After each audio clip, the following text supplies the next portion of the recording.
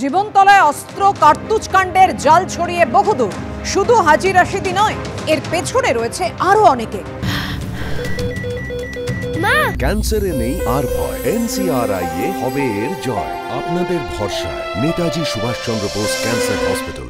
শান্তনু জয়ন্ত ছাড়াও অন্যদের থেকেও অস্ত্র কিন্তু এই হাজী রাশিদ। বিবাদী বাগ ছাড়াও অন্য দোকান থেকে অন্যের মাধ্যমে অস্ত্র কেনা হয়েছিল। কোথা থেকে অস্ত্র কেনা হয়েছিল, কোন কোন দোকান থেকে, কোথায় কোথায় ছড়িয়ে রয়েছে এই জাল, জানাবেন আমাদের প্রতিনিধি পার্থ প্রতিম ঘোষ। পার্থ, দেখো, এই মামলায় তোমাকে বলবো যে শুধুমাত্র শান্তনু বা জয়ন্তর নাম উঠে আসছে। এটা হচ্ছে বিবাদী বাগের দোকানে, সেই দোকানের কর্মীরা এই লাইসেন্স দোকান থেকে অস্ত্র বা কার্তুজ সেটা পাচার করতে বলে অভিযোগ সামনে এসছে। কিন্তু তদন্তকারীরা এখন জানতে পেরেছেন শুধুমাত্র একটি দোকান না, এরকম আরও অন্যের মাধ্যমে অন্য জায়গা থেকে, কলকাতা সংলগ্ন এলাকার সেখান থেকেও কিন্তু এরকম অস্ত্র কার্তুজ সেটা কেনা হয়েছে বলে তারা জানতে পেরেছেন। এবং সেই জন্য জীবনতলার বাসিন্দা হাজী রাশিদ মোল্লা, যিনি বর্তমানে জেলে বয়াতে রয়েছে, STF তাই গ্রেপ্তার করেছিল এই মামলাতেই। এবং তদন্তকারীরা মনে করছেন তার কাছ থেকে আরও এরকম তথ্য পেতে পারে, এবং তার কাছ থেকে যে তথ্য প্রথমে পাওয়া গেছে তার উপরে ভিত্তি করেই আবার জেলে হেফাজত থেকে হাজী রাশিদ মোল্লাকে আবারও নিজেদের হেফাজতের চেয়ে আলিপুর আদালতে এদিন আবেদন জানানো হয়েছে, এবং সেই আবেদনের পরিপ্রেক্ষিতে শুনানিও হয়। এবং STF এর তরফ থেকে বলা হয় যে হাজী রাশিদ মোল্লা কিন্তু আরও অন্যের কাছে এরকম অস্ত্র কিনেছিল জীবনতলা বাসিন্দা, এবং তাকে আবারও কাজ ছেড়ে নেওয়ার প্রয়োজন, এবং সেই জন্য কিন্তু আবেদন জানানো হয়েছে। যদিও এই শুনানির পরবর্তীকালে বর্তমানে অর্ডার সেটা রিজার্ভ রয়েছে। ধন্যবাদ। তৃণমূল পুরপ্রধান ভার্সেস 4 তৃণমূল কাউন্সিলর। পুরুলিয়া রঘুনাথপুর পুরসভায় প্রধানের বিরুদ্ধে দুর্নীতির অভিযোগ উঠছে। পুরপ্রধানের বিরুদ্ধে দুর্নীতির অভিযোগে সরব হয়েছেন তৃণমূলেরই 4 জন কাউন্সিলর। টেন্ডার ছাড়াই কাজ করছেন পুরপ্রধান, এমনই অভিযোগ ওই 4 কাউন্সিলরের।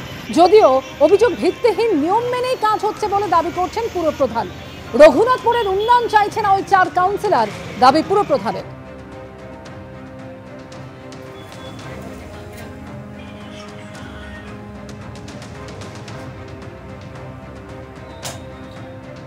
জানি না কিভাবে কেন শোকজ করা হয়েছে, আপনাদের কাছ থেকে শুনছি যে শোকজ করা হয়েছে। এবং আমরা এই বিষয়ে এটা অফিসিয়ালভাবে মন্ত্রীকে জানিয়েছি, আমাদের পৌর এবং নগর উন্নয়ন দপ্তরের মন্ত্রী, এবং তাছাড়াও ডিপার্টমেন্টে আমরা সব কিছু জানিয়েছি। এক্সিকিউটিভ অফিসারের কিছু কাজ যেগুলো অনৈতিক আমাদের মনে হয়েছে, আমরা সেই সব বিষয়ে এবং পৌরসভার কিছু যেগুলো বিষয় আমরা জানিয়েছি। অর্থাৎ পুরপ্রধানের বিরুদ্ধে 4 জন কাউন্সিলর তারা সরব হচ্ছেন, যদিও দল বিরোধী কাজের জন্য ওই 4 কাউন্সিলরকে শোকজের নোটিশ।